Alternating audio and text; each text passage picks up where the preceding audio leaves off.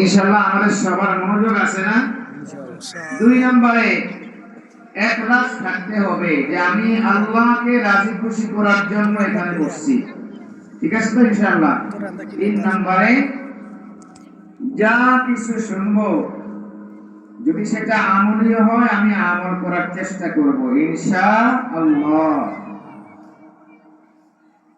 মুহতারাম হাজিরিন, আল্লাহ তাআলা বলতেছেন ইন্নাল্লাযীনা আমানু ওয়া আমিলুস সালিহাত উলাইকা হুম খায়রুল বারিয়া।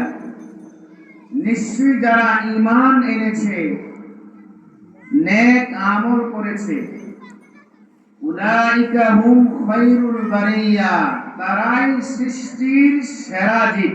সুবহানাল্লাহ। যারা ঈমান আনছে এবং নেক আমল করছে তারা এই সৃষ্টির ভিতরে সর্বশ্রেষ্ঠ জাতি, সর্বশ্রেষ্ঠ জীব তারা, যারা ঈমান এবং নেক আমল করছে। যেটা পরে বলেন আল্লাহ তাআলা বলতেছেন যারা ঈমান আনছে, নেক আমল করছে তারা হচ্ছে এই সৃষ্টির সর্বশ্রেষ্ঠ জীব। আমরা ঈমান আনছি না আল্লাহর প্রতি? ঈমান আনছি এবং পাশাপাশি নেক আমল করার চেষ্টা করি। তাহলে এই দুনিয়ায় যত মাখলুক আছে, সমস্ত মাখলুকাতের ভিতরে শুধু মানুষের ঘরে জন্ম হইলেই আমি সৃষ্টির সেরা না, বরং আমি যদি ঈমান আনতে পারি আর নেক আমল করতে পারি তাহলে আল্লাহ তাআলা বলছেন যারা ঈমান এবং নেক আমল করে, ঈমান আনি নেক আমল করে, তারা হচ্ছে সমস্ত মাখলুকের ভিতরে সর্বশ্রেষ্ঠ জীব। সুবহানাল্লাহ। এরপরে আল্লাহ তাআলা বলতেছেন ঈমান আনলে আর নেক আমল করলে এদেরকে আল্লাহ তাআলা সৃষ্টির সেরা জীব হিসেবে ঘোষণা দিলেন। এদের আর কি কি ফাজাইল আছে, পরকালে আল্লাহ তাআলা তাদেরকে কি কি উপহার দিবেন, আল্লাহ তাআলা পরকালে তাদেরকে আর কি কি পুরস্কার দান করবেন। আল্লাহ তাআলা বলতেছেন ইন্নাল্লাযীনা আমানু ওয়া আমিলুস সালিহাতি উলাইকা হুম খায়রুল বারিয়া। নিশ্চয়ই যারা নেক আমল করেছে, ঈমান এনেছে, নেক আমল করেছে, আল্লাহ তাআলা বলেন তারা হচ্ছে সৃষ্টির সর্বশ্রেষ্ঠ জীব। জাযাউহুম ইনদা রাব্বিহিম জান্নাতু আদন, আর তাদের প্রতিপালকের নিকট তাদের জন্য রয়েছে চিরকাল বসবাসের থাকার জায়গা, জান্নাত। সুবহানাল্লাহ। একেবারে চিরস্থায়ী থাকার জায়গা, চিরস্থায়ী ভাবে থাকার জায়গা। আল্লাহ তাআলা বলতেছেন তাদের প্রতিপালকের নিকট পুরস্কার হিসাবে তাদের জন্য রয়েছে আল্লাহর জান্নাত। জাযাউহুম ইনদা রাব্বিহিম জান্নাতু আদন তাজরি মিন তাহতিহাল আনহারু খালিদিনা ফিহা আবাদা। রব্বুল আলামিন বলতেছেন কেমন সেই জান্নাত, যে জান্নাতের নিচে দিয়ে নহর প্রবাহিত। সুবহানাল্লাহ। যে জান্নাতের তলদেশ দিয়ে নিচ দিয়ে আল্লাহ তাআলা নহর প্রবাহিত করেছেন।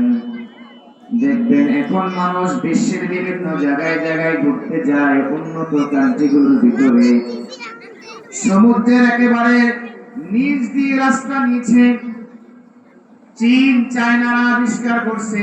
বিশ্বের আরো বিভিন্ন দেশে আছে যে সমুদ্রের ভিতর দিয়ে তারা কাঁচ লাগায় রাস্তা বানাইছে।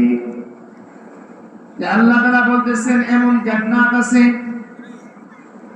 এমন জান্নাত আছে, জান্নাতু আদনিন তাজরি মিন তাহতিহাল আনহার, যেই জান্নাতের নিচ দিয়ে নদী প্রবাহিত, যেই জান্নাতের নিচ দিয়ে নহর প্রবাহিত। খালিদিনা ফিহা আবাদা, যেই জান্নাতে তারা চিরকাল বসবাস করবে, যেই জান্নাতে তারা চিরস্থায়ী ভাবে বসবাস করবে, সব সময় থাকবে। আল্লাহ তাআলা বলতেছেন খালিদিনা ফিহা আবাদা, তাদেরকে জান্নাত থেকে কখনো কেউ বের করবে না। দুনিয়ায় তো অনেকে টেনে হিসেবে অনেককে বের করে দেয়, অনেক সময় সন্তানরাও বাপ মারে ঘর থেকে বাহির করে দেয়, অনেক সময় দুনিয়ার মানুষ বাহির করে দেয়। আল্লাহ তাআলা বলতেছেন খালিদিনা ফিহা আবাদা, জান্নাতে যখন জান্নাতীরা ঢুকবে এই সুন্দর সুন্দর জান্নাত থেকে তাদেরকে আর কেউ কখনো বের করতে পারবে না। সুবহানাল্লাহ।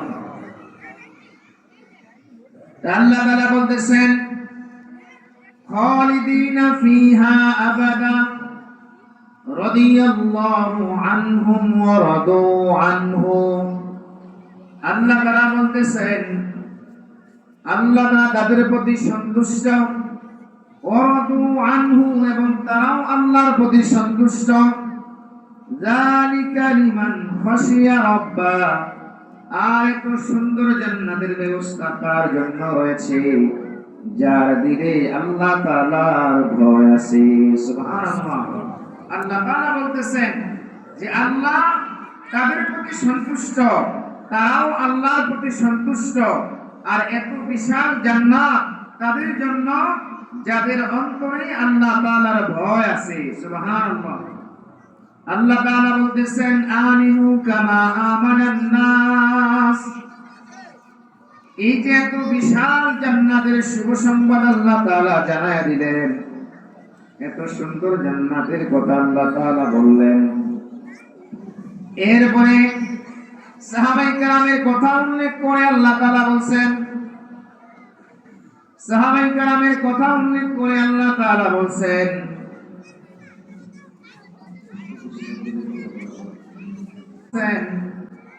যে আল্লাহ তাদের প্রতি সন্তুষ্ট, তারাও আল্লাহর প্রতি সন্তুষ্ট। এটা কেন হাসিল হয়েছে? সাহাবায়ে কেরামের অন্তরে আল্লাহ তাআলার ভয় ছিল, দুনিয়ার কোনো মাখলুকের ভয় ছিল না। এই জন্য সাহাবায়ে কেরামকে আল্লাহ তাআলা এমন উঁচু মাকাম দান করছে। সুবহানাল্লাহ। এই জন্যই আল্লাহ তাআলা ঈমান আনার কথা বইলা আবার বলছেন আমিনু কামা আমানান নাস। ঈমান করার জন্য বলছি, কিন্তু তোমরা ঈমান আনবা কাদের মতো? কাদের মতো তোমরা ঈমান আনবা? আল্লাহ তাআলা বলতেছেন তোমরা ঈমান আনো তাদের মতো, সাহাবায়ে কেরামের মতো তোমরা ঈমান আনো। আল্লাহ তাআলা সাহাবায়ে কেরামের মতো ঈমান আনার জন্য বলছেন, কারণ সাহাবায়ে কেরাম যেভাবে ঈমান আনছেন তাদের ঈমানের উপর আল্লাহ তাআলা সন্তুষ্ট। সুবহানাল্লাহ।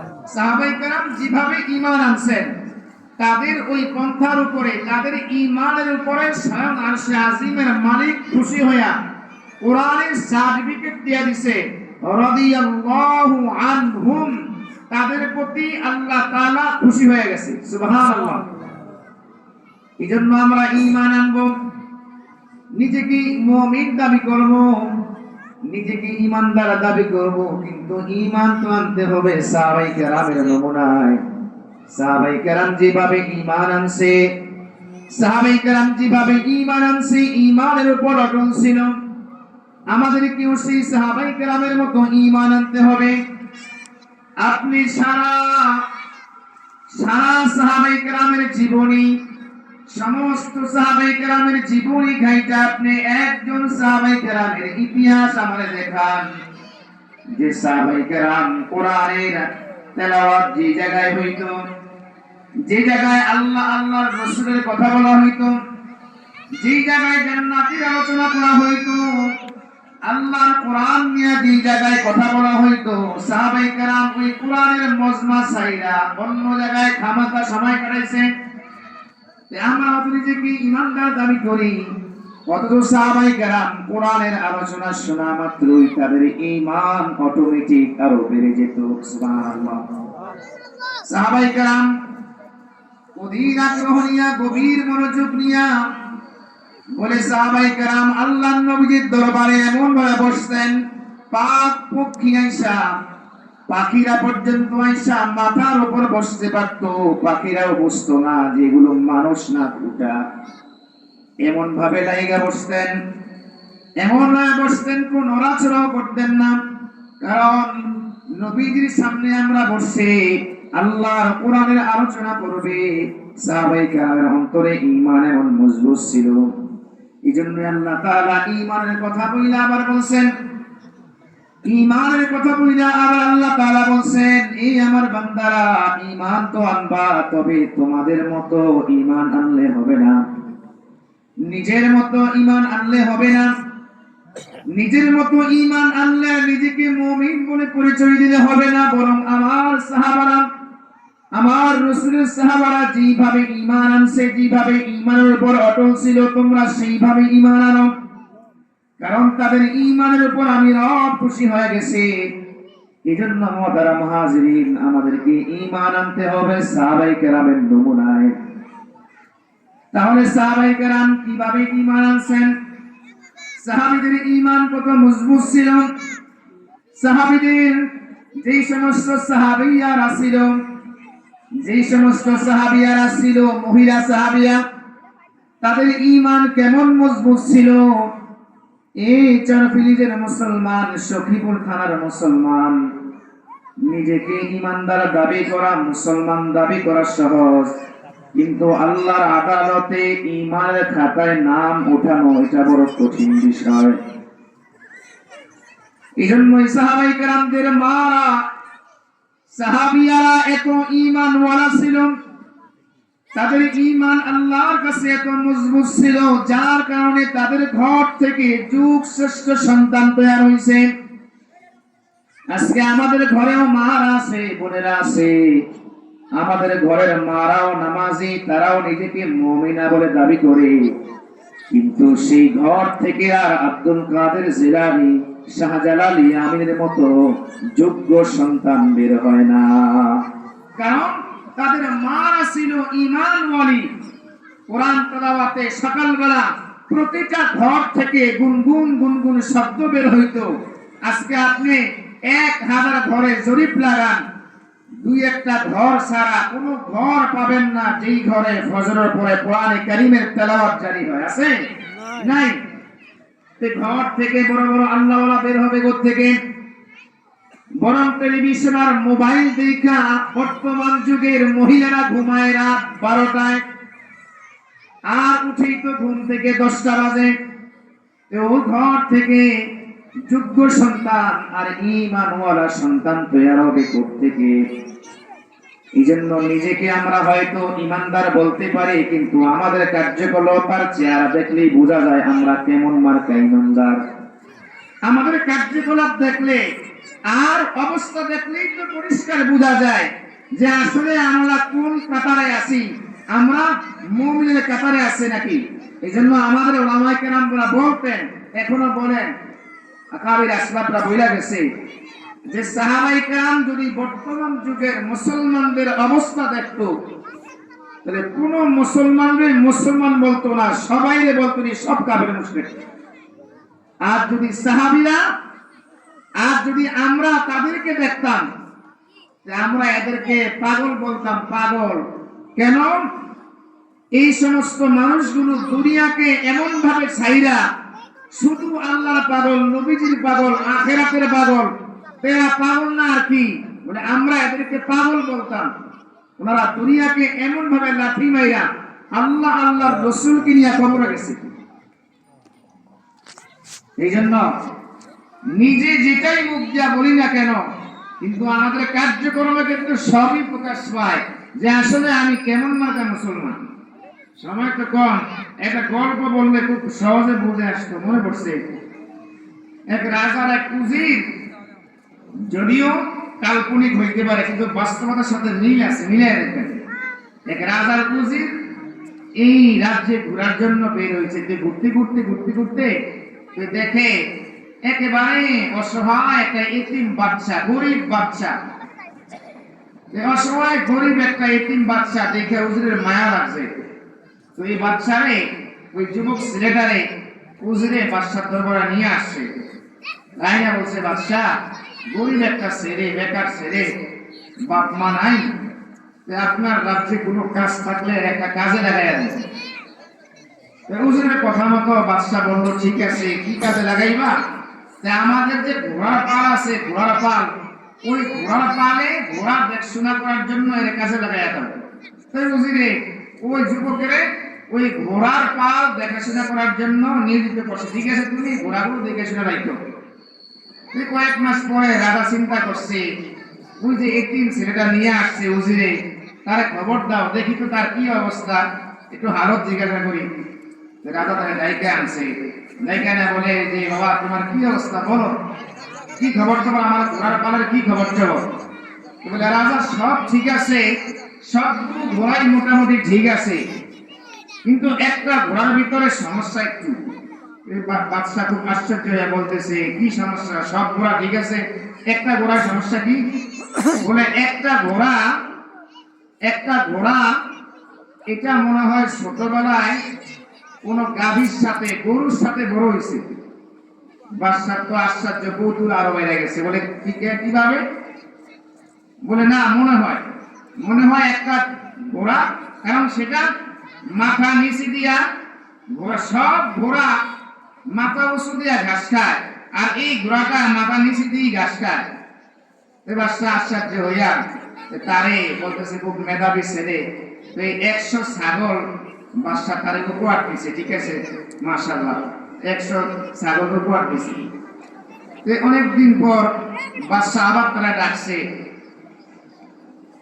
এবং তার এই বুদ্ধিমত্তা দেখা বাদশা তাকে তার রানীর আশেপাশে দেখাশোনা করার জন্য নিয়োজিত করে। ঠিক আছে, তুমি আমার রানীর এই আশেপাশে থাকবা দেখাশোনা, পরিকার হিসাবে। অনেকদিন পর ডাক দিছে, আচ্ছা বলো তো দেখি, আমার রানী সম্পর্কে তোমার ধারণা কি? ছেলে তো বলা যাবে না, বাদশা বলা যাবে না। বলে না, তুমি বলো। বলে না, বললে আমার সমস্যা হবে। বলে আমি অভয় দিলাম, তোমার কোনো সমস্যা হবে না, তুমি বলতে পারো। বাদশা বলতেছে, এই ছেলে বলতেছে, বাদশা রানী মনে হয় খুব ছোট ঘরের মেয়ে, নিম্ন বংশের মেয়ে। বাদশা রাগ হয়ে বলতেছে, এরা আটক করো। ধরছে, বলতেছে, আচ্ছা ঠিক আছে, তোমারে ছেড়ে দিব, তো আমার রানী সম্পর্কে তুমি এমন বাজে একটা মন্তব্য করলা, নিচু বংশের মেয়ে। রাজার স্ত্রীও তো কোনো রাজার মেয়েই তো হবে, রাজার মেয়ে তো বিয়ে করছে। বলে আপনার স্ত্রী রানী কোন নিম্ন শ্রেণীর মেয়ে, কোন একেবারে নিচু ফ্যামিলির মেয়ে। বলে তুমি কিভাবে বুঝলাম? বলে বুঝলাম, রানীর আশেপাশে যে কাজের মেয়েরা থাকে, তার খেদমতে যে মহিলারা থাকে, এদের সঙ্গে খুব বাজে ব্যবহার রানী করে, কথায় কথায় গালিগালাজ করে, বিশ্রী ভাষা দেয়।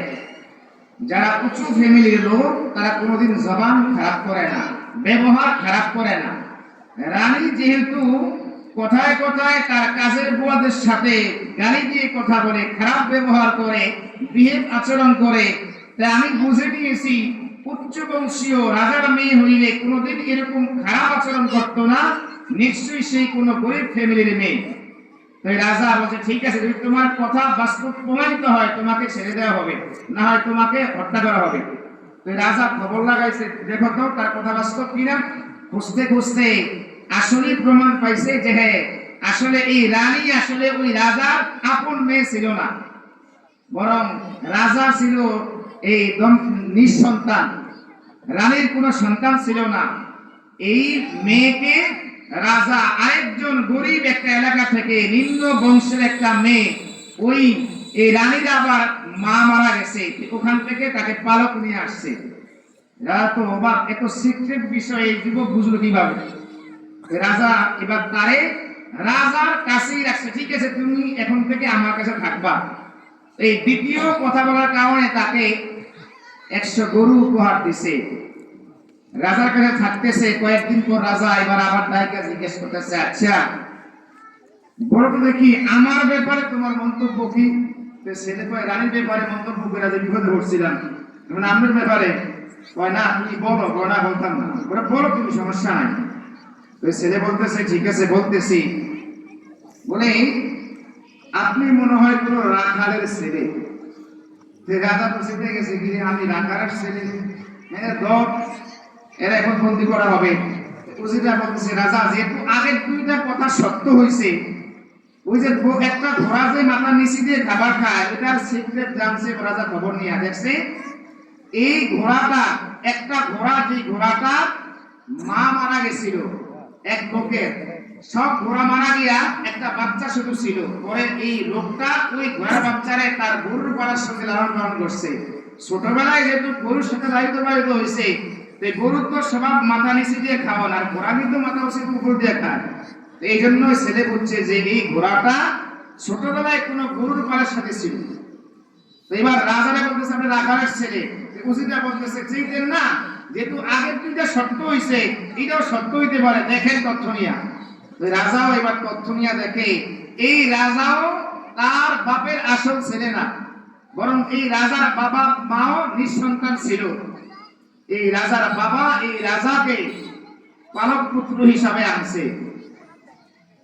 বলতেছে আচ্ছা আমি যে রাখালের এই পালক পুত্র হিসাবে যে আনছে, ওই যার কাছ থেকে আনছে সে ছিল রাখাল, সে ছিল কি রাখাল। ওই রাখালের আসল ছেলে হলো এই রাজা, তার বাপের আসল ছেলে না, ওই রাজার আসল ছেলে না। বলতেছে কেমনি বুঝলাম আমি যে রাখালের ছেলে? বলে বুঝলাম রাজা বাদশারা খুশি হইলে স্বর্ণ চাঁদি উপহার দেয়, আর আপনি খুশি হইয়া প্রথমবার দিচ্ছেন ছাগল, দ্বিতীয়বার গরু, আবার এখন কোট পুরস্কার দিবেন। আমি বুঝে নিছি রাখালদের কাছে গরু ছাগল এগুলো খুব প্রিয় বস্তু। আপনি যেহেতু আমারে বারবার এগুলো উপহার দিচ্ছেন, রাজা বাদশার ছেলে হইলে আপনার শান থাকতো স্বর্ণ চাঁদির দিকে, যেহেতু আপনি ছাগল দেন গরু দেন, রাজার ছেলে হইবেন। মোতারাম হাজিরিন, নিজেকে মুমিন বলি আর মুসলমান বলি, যাই বলি, বাস্তবিক পক্ষে আমরা কেমন মার্কা মুসলমান, আমাদের কার্যকলাপ দেখলে সব কিন্তু স্পষ্ট হয়, সব বোঝা যায়। এই জন্য আল্লাহ তাআলা বলছেন আমিনু কামা আমানান নাস, ঈমান আনো তাদের মতো, সাহাবায়ে কেরামের মতো, যেভাবে সাহাবারা ঈমান আনছে। সময় যেহেতু কম, আল্লাহ তাআলা বলছেন ঈমান আনো তাদের মতো, সাহাবায়ে কেরামদের মতো, তারা যেভাবে ঈমান আনছে।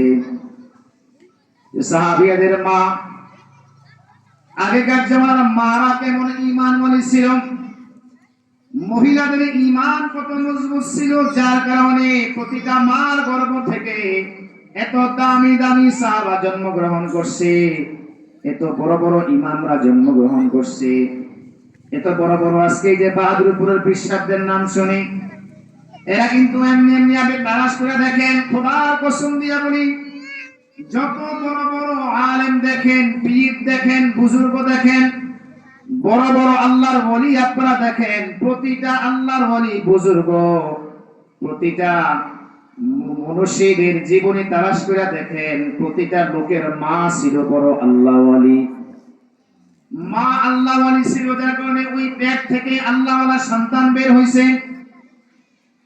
এই জন্য তখনকার মারা কেমন ঈমান ওয়ালি ছিল, বলে পারস্যের বাদশা, রোম সম্রাট, বলে রোম সম্রাট গোয়েন্দা হিসাবে কিছু গোয়েন্দা বাহিনীকে আল্লাহর নবীজির দরবারে পাঠাইছে, যুদ্ধ করবে। যুদ্ধের আগে মুসলমানদের অবস্থা কি, সাহাবীদের অবস্থা কি তোমরা চাই না সব। রোম সম্রাটের গোয়েন্দা বাহিনীরা সাহাবায়ে কেরামের মজলিসে আসছে, ছদ্মবেশ ধইরা দেখতেছে আল্লাহর নবী যুদ্ধের জন্য নাম নিতেছেন।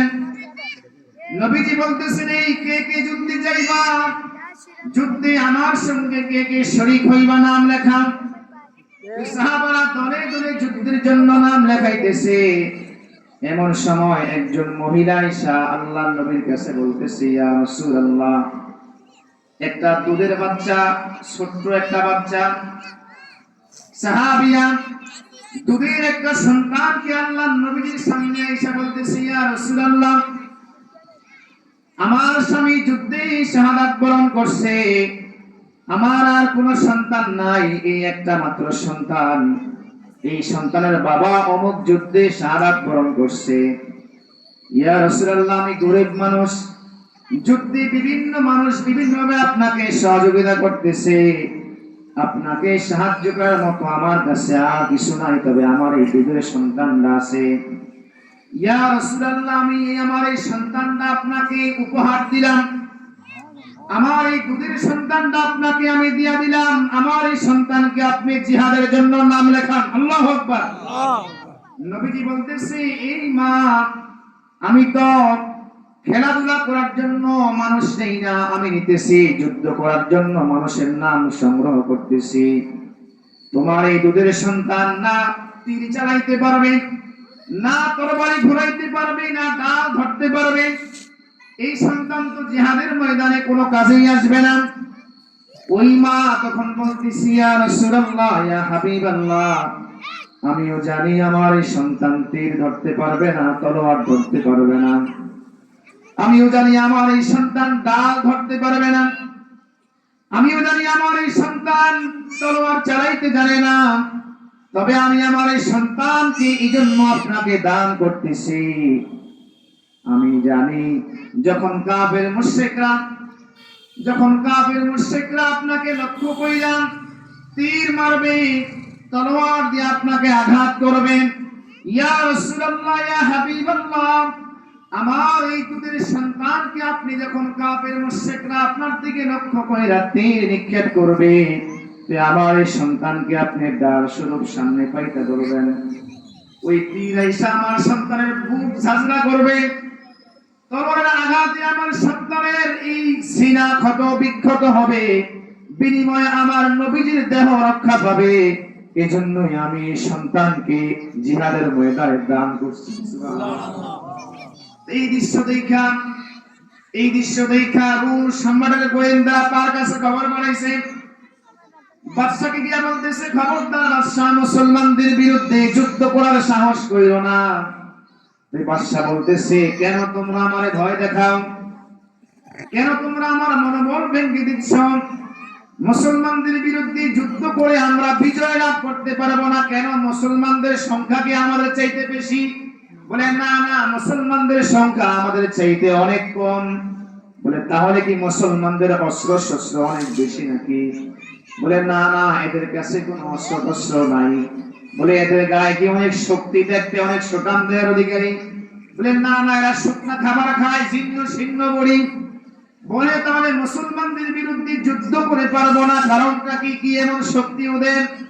তখন রুমের ওই গোয়েন্দারা বলতেছে, এই সম্রাট, যাব না, আমাদের কাছে, আমাদের সৈন্যদের কাছে মদের পেয়ালা আর সুন্দরী নারী যতটা প্রিয়, আমাদের কাছে মদের পেয়ালা আর সুন্দরী নারী যতটা পছন্দের প্রিয়, রাসূলুল্লাহ মুহাম্মদের সাহাবী কেরামদের কাছে আল্লাহর পথে জীবন দেওয়া তার চাইতে আরো বেশি প্রিয়। সুবহানাল্লাহ।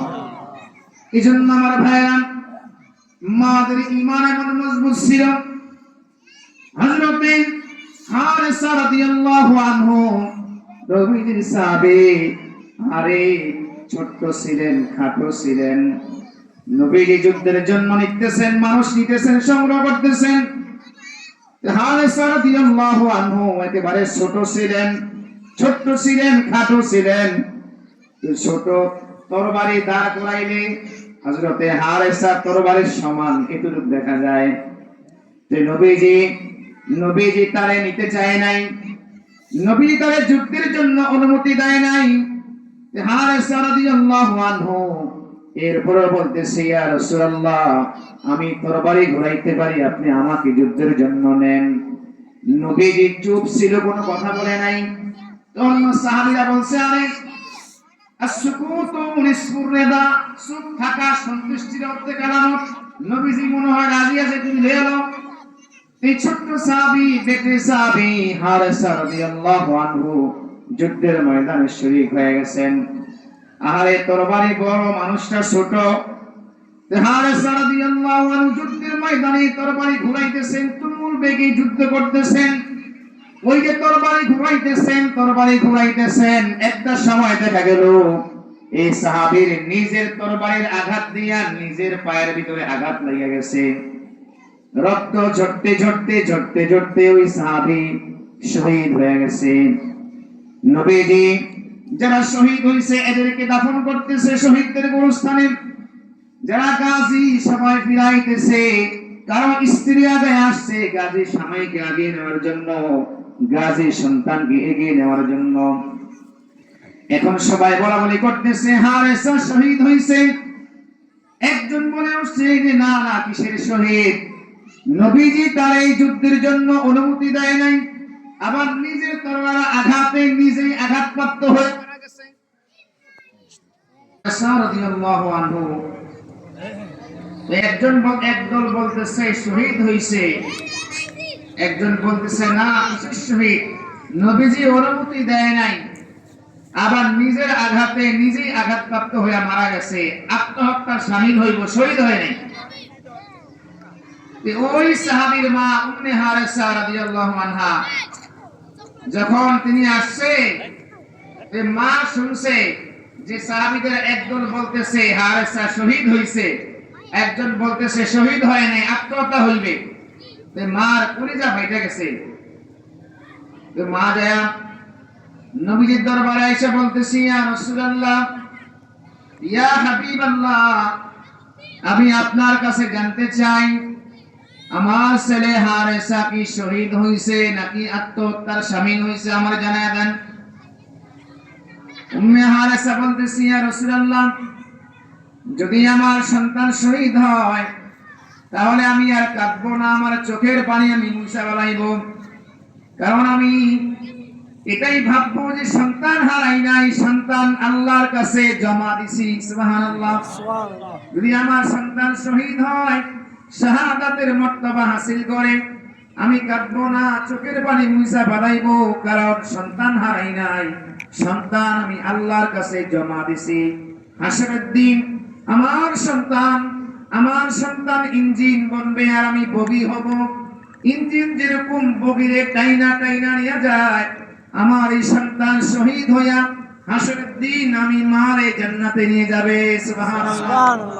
ইয়া রাসূলুল্লাহ, আর পরে যদি আমার সন্তান শহীদ না হয়, আমার অনেক আশা আমার সন্তান শহীদ হবে, আমি শহীদের মা হব। যদি আমার সন্তান শহীদ না হয়, তাহলে এই যে আমি কান্দা শুরু করলাম, আমি এখন মাটির ভিতরে গড়াইব আর কান্দবো, আর আমি কান্দা থামাইব না। নবী তখন উম্মে হারেসাকে ডাক দেয়া বলতেছে, এ হারেসার মা, তোমার সন্তান শুধু শাহাদাতের মর্তবা অর্জন করে নাই, বরং আমার সাহাবী হারেসা তো আল্লাহর জান্নাতুল ফেরদাউসের অনেকগুলো ঘর দখল কইরা বসে রইছে। সুবহানাল্লাহ। বলে হারেসা তো জান্নাতুল ফেরদাউসের অনেকগুলো বিশাল বিশাল অট্টালিকা দখল কইরা বসে রইছে, আল্লাহ তারে জান্নাতুল ফেরদাউসের মেহমান বানায় দিয়েছে। সুবহানাল্লাহ। মোহতারাম হাজিরিন, এইজন্য সাহাবায়ে কেরামের মতন ঈমান আনতে পারলে সেই ঈমানকেই ঈমান বলা হয়। হযরতে খুবাইব রাদিয়াল্লাহু আনহু আমরা সবাই জানি, লম্বা ঘটনা। খুবাইব রাদিয়াল্লাহু আনহুকে কাফের মুশরিকরা আটক করছে, আটক কইরা খানাপিনা সব বন্ধ কইরা দিছে। আরে খানাপিনা বন্ধ কইরা দেখে মরে না, খুবাইবকে খানাপিনা সব বন্ধ কিন্তু মরে না। এবার ঘর থেকে নামায়া খুবাইবকে নিয়ে রওনা হইছে, আর গোটা এলাকায় মক্কায় মাইকিং করতেছে, এই সবাই দেখো, সবাই আসো, এখন একজন মুসলমানরে মারা হবে, হত্যা করা হবে। নাউজুবিল্লাহ বলে মক্কার ভিতরে আরে মানুষ মিছিল করতেছে, আর একজন মুসলমান খুবাইবকে নিয়ে সামনে রওনা হইছে, মিছিল করতেছে, তামাশা করতেছে, মুসলমান মারা হবে, কি আমোদ ফুর্তি করতেছে, মুসলমান মারা হবে, সবাই আসো। তাহলে খুবাইবকে নিয়ে আরে সুওয়ারুম মিন হায়াতিস সাহাবার ভিতরে, কিতাবের ভিতরে ওয়াকিয়া লেখা আছে যে খুবাইবকে নিয়ে এক মঞ্চ বানাইছে, আর এভাবে কাঁধ মারা, দুই হাতকে এভাবে ধরছে। এর আগে জিজ্ঞেস করছে খুবাইব, মৃত্যুর আগে কোনো চাহিদা আসেনি? খুবাইব বলতেছে 2 রাকাত নামাজ পড়তে চাই। খুবাইব নামাজ পড়ছে, কিন্তু 2 রাকাত নামাজ পড়ছে খুব তাড়াতাড়ি কইরা। কাফেররা জিগায়, খুবাইব এত তাড়াতাড়ি নামাজ পড়লা কেন? খুবাইব বলতেছে, নামাজে আমি অনেক মজা পাইতেছিলাম, মত চাইছিল আরো খুব সময় নিয়ে নামাজটা পড়ি, কিন্তু তোমরা কাফের মুশরিকরা কিয়ামত পর্যন্ত মুসলমানদের বিরুদ্ধে এই বিষোদ্গার করবা, হাসাহাসি করবা যে মুসলমান মৃত্যুর ভয়ে নামাজে রুকু সেজদা লম্বা লম্বা দিছে, কারণ তাকে এখন মারা হবে। এই জন্য আমি তো এখন মৃত্যুবরণ করলে আল্লাহর জান্নাতের মেহমান হয়ে যাইব। এই জন্য আমি তোমরা যেন ইসলামকে নিয়ে উপহাস করতে না পারো, মুসলমানকে নিয়ে উপহাস করতে না পারো, এই কারণে আমি তাড়াতাড়ি নামাজ পড়ছি যেন তোমরা এই কথা বলতে না পারো মুসলমান মৃত্যুর ভয়ে নামাজ দেরি করে পড়ছে। দেখো ভাইকে এই কাঠের ভিতরে তার দুই হাতে পেরেক মারা আরম্ভ করছে। এই হাতে পেরেক মারছে কাঠের সাথে, এই হাতে পেরেক মারছে, পায়ের ভিতরে পেরেক মারছে। মহিলারা, কাফির মুশরিকরা, দুষ্ট ছেলেরা, আরে এই যে মহিলারা ঘরে আমের আচার বানায়, আম যেরকম কেসে কেসে বলে কাটা দিয়া খুবাইব রাদিয়াল্লাহু আনহু দেহের ভিতরে আমসির মতো কেসা আরম্ভ করছে।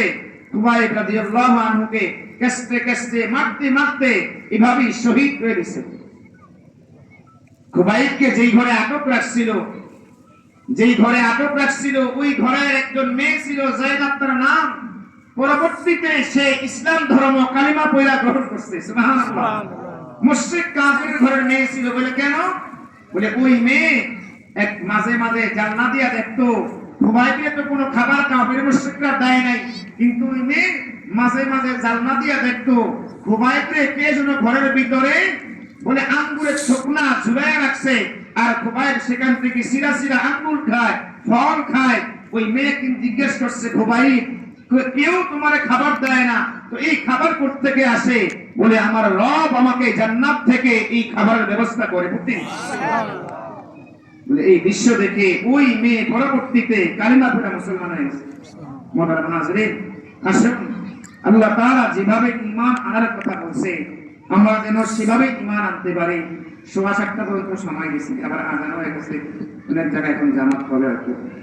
আল্লাহ তাআলা আমাদেরকে আমল করার তৌফিক দান করুক। আমিন। আমরা আমাদের সন্তানদেরকে মাদ্রাসায়